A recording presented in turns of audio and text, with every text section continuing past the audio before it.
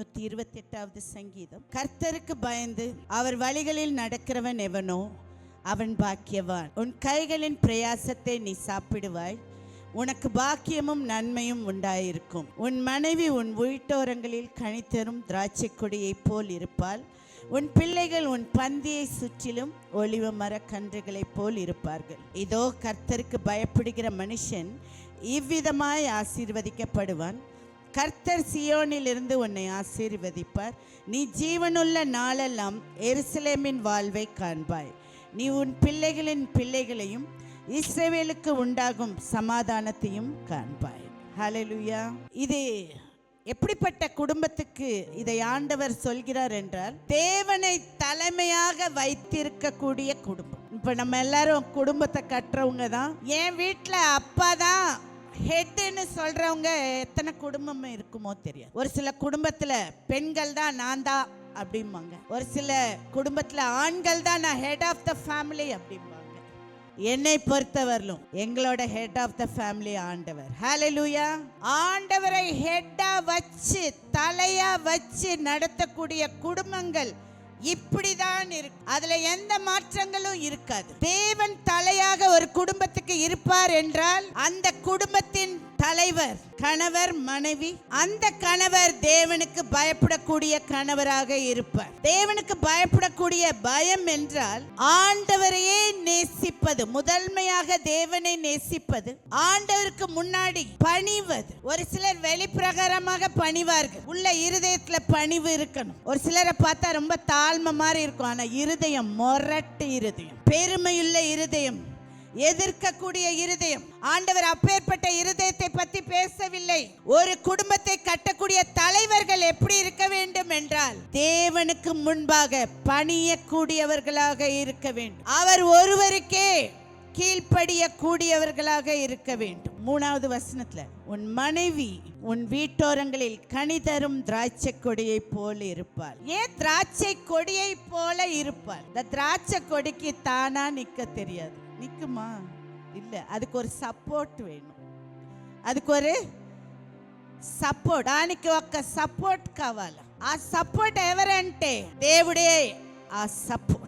எந்த மனைவிகள் தேவனை புயமாக வைத்திருக்கிறார்களோ, தேவனை சார்ந்து வாழ்கிறார்களோ, அவர்கள் கனி தரக்கூடிய திராட்சை செடியை போல இருப்பார்கள். They will totally rely on God. ஆண்டவரோட பலன். நீங்க நினைக்கிறீங்களா லிசியாக்காக்கு ரொம்ப பலன் இல்ல, ஆனா என்னை பலப்படுத்துற கிறிஸ்து இருக்கார். ஹல்லேலூயா. ஒரு வேலையை முடிக்கணும்னா முடிச்சிடும். யார் பலத்துல முடிப்பேனா அவர் பலத்துல தான் முடியும். அவர் நம்மளை பலப்படுத்துகிறவர். என்னால எந்திரிக்க முடியல, இதை செய்ய முடியல, என்னால முடியலன்றத முடியும்படி செய்கிறவர் தான் ஆண்டவர். ஹல்லேலூயா. எந்த காரியத்தையும் நீ தேவனை சார்ந்து வாழும்போது எல்லாமே கூடும். ஆமென். எல்லாம் கூடும்.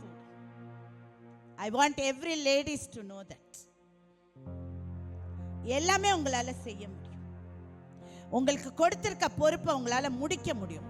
எப்ப முடிக்க முடியும்னா, ஆண்டவரை உங்க பலனாக நீங்க வச்சிருக்க, ஆண்டவரை உங்க பலனாக வச்சிருக்க. நிறைய பெண்கள் சொல்லுவதை நான் கேள்விப்பட்டிருக்கிறேன். நிறைய வீட்டில் நான் கேள்விப்படுவது, சரியா சமைக்க மாட்டேங்கிறாங்க, டயத்துக்கு சமைக்க மாட்டேங்கிறாங்க, வீட்டை சரியா கூட்ட மாட்டேங்கிறாங்க, வீடு சுத்தமா இருக்க மாட்டேங்குது. ஏன்? உன் பலத்துல முடியாது. ஆண்டவருடைய பலத்தை நீ நம்புவாய் என்றால் you will be perfect. உன்னால நீ செஞ்சு முடிச்சிட்டு பாப்ப, நானா இவ்வளவு வேலை பண்ணிட்டேன், ஆண்டவர் பண்ண வைப்பார். ஆமென். எஸ். அதே மாதிரி வேலை செஞ்சோன்னு நொந்துக்குருமோ, ஐயோ இவ்வளவு வேலை பண்ணேன்னா மற்றவங்க மேல கசந்துக்குவோம். இவங்க எனக்கு உதவி செய்யல, அவங்க எனக்கு உதவி செய்யல. ஒன்னாலேயே எல்லாமே செய்ய முடியும். ஆமென். ஆண்டவர் நமக்கு என்ன கொடுத்திருக்காருன்னா தேவதூதர்களை கொடுத்திருக்கிறார்.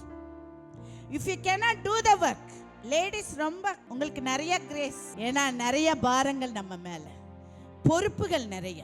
நான் சொன்னேன் நிச்சயதார்த்தத்துல ஒரு விஷயத்தை சொல்லிட்டு அப்புறம் மறந்துட்டேன். 2000 வருடங்களுக்கு முன்பாக யூதர்கள் ஜெபிக்கிற ஜெபம் என்னவென்றால், நான் நாயா பிறக்கிறதுக்காண்டி நன்றி, நான் ஒரு பெண்ணா பிறக்காததுக்காண்டி நன்றின்னு சொல்லுவாங்க. ஒரு பெண்ணை நாயா ட்ரீட் பண்ணக்கூடியவர்கள் யூதர்கள். ஆனால் கர்த்தராகிய இயேசு கிறிஸ்து ஒருவரே, ஆணும் இல்லை பெண்ணும் இல்லை, எல்லாரும் சமம் என்றதை கொண்டு வந்தவர் ஆண்டவராகிய இயேசு கிறிஸ்து. ஹல்லேலூயா. நீங்க போய் எபிரேயர் பைபிளை நல்லா படிச்சு பாருங்க. அநேகர் சொல்லுவாங்க பெண்கள் ஏன் பிரசங்கம் பண்ணணும், பெண்கள் அமைதியா இருக்கதானே சொல்லியிருக்கு. போய் எபிரேயர் ஒரிஜினல் பைபிளை போய் படிங்க. உங்ககிட்ட சொல்றவங்களை போய் படிக்க சொல்லுங்க. Ladies are evangelist. தேவனுடைய காஸ்பலை எடுத்துட்டு போகிறதுக்கு அவங்களுக்கு தகுதி இருக்கு என்று எழுதப்பட்டு, ஆனா இருந்தாலும் பெண்ணா இருந்தாலும் தேவனுக்கு ஒப்பு கொடுக்க கூடியவர்கள், தேவனை தன் புயமாக வைத்திருக்கிறவர்கள், தேவனுக்கு பயப்படக்கூடியவர்கள், தேவனுடைய வார்த்தைக்கு கீழ்ப்படியக்கூடியவர்கள், அது ஆணாக இருந்தாலும் பெண்ணாக இருந்தாலும் தேவன் சம உரிமையை கொடுத்திருக்கிறார்.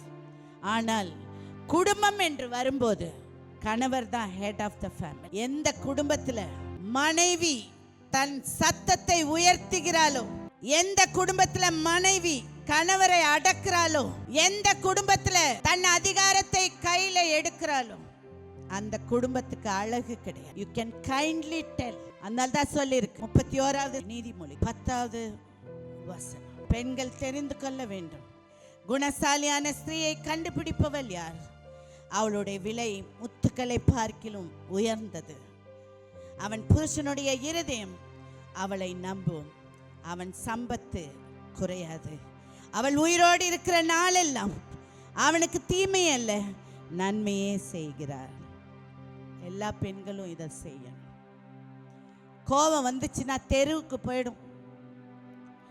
நீ புருஷனாடா, நீ இவனாடா, அவனாடான்னு தெருவுக்கு போயிடும்.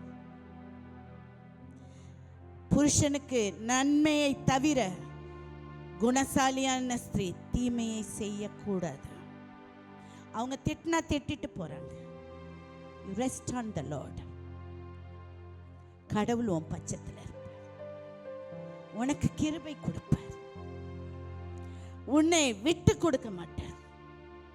when you abide in the word of God.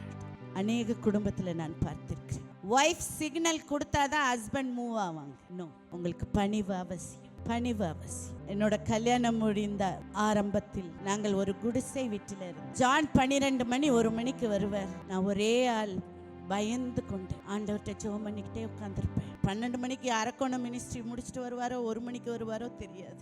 எதையாகிலும் ஒரு தப்பு பண்ணிட்டேன்னா உடனே அவர் காலை பிடிச்சிருவேன். ப்ளீஸ் ஃபர்கிவ் மீ, நீ இப்படிலாம் இருந்திருக்கிறியான்னு கேட்பாங்க. உடனே அவர் காலை பிடிச்சிருவேன். ப்ளீஸ் ஃபர்கிவ் மீ, என்னை மன்னிச்சிடுங்க. ஆண்டவர் கற்றுக் கொடுத்தது. அவரை விட அதிகமாக படித்திருந்தேன், ஆனால் என்னை விட அதிகமாய் படிக்க வைத்தேன். ஹல்லேலூயா. அவரை உற்சாகப்படுத்த ஆண்டவர் கிருபை கொடுத்தார். நீங்கள் அதிகமாக படிங்கள், அதிகமாக படிங்கள் என்று பிஷப் வர்லோ அவரை ஊக்குவித்து அவரை அந்த நிலைக்கு தள்ளும்படியான உண்மையான பாசத்தை கொடுத்தார். எங்களை வெளியே பார்க்கும்போது யாருக்குமே தெரியாது. அன்பு உள்ள, கடமை உள்ள, குணம் உள்ள, அவருக்கு செய்வதில் எல்லாவற்றிலும் சரியாக செய்யும்படியான கிருபை கொடுத்தார்.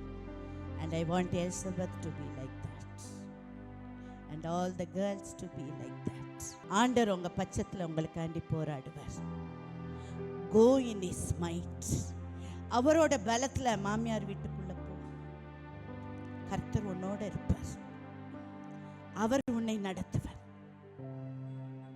அண்ட் பைபிள் சொல்லியிருக்க, பிள்ளைகள் குட் கேரக்டர், கனி தரும் திராட்சை கொடி என்றால் குட் கேரக்டர். அதனால நல்ல குணாதிசயங்கள்லாம் பெண்கள்கிட்ட இருந்து நிறைய வரணும். ஒரு குடும்பம்னா நல்ல குணங்கள் மட்டும்தான் இருக்கணும். இந்த பெண்ணா ரொம்ப தாராளம், இந்த பொண்ணா ரொம்ப அன்புள்ளவ, இந்த பொண்ணா எதுவுமே கஷ்டமே எடுத்துக்காது, இந்த பொண்ணா தேவனுக்கு பயந்தவ, இந்த பொண்ணா நல்ல வேத வாசிக்கிறவ.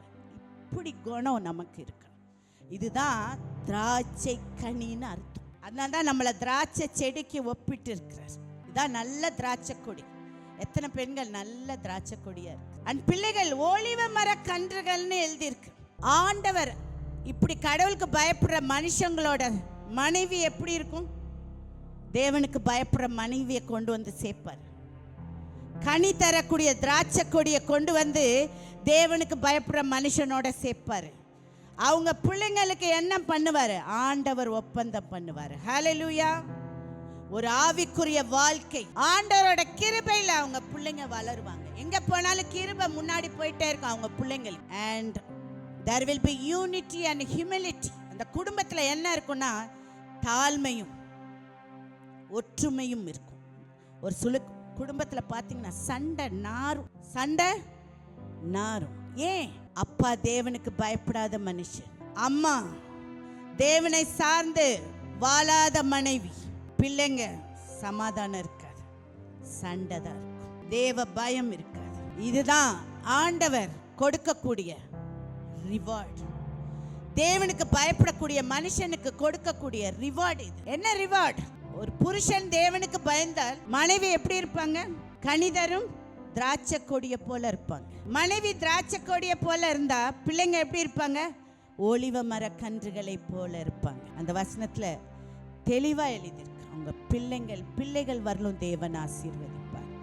ஹல்லேலூயா.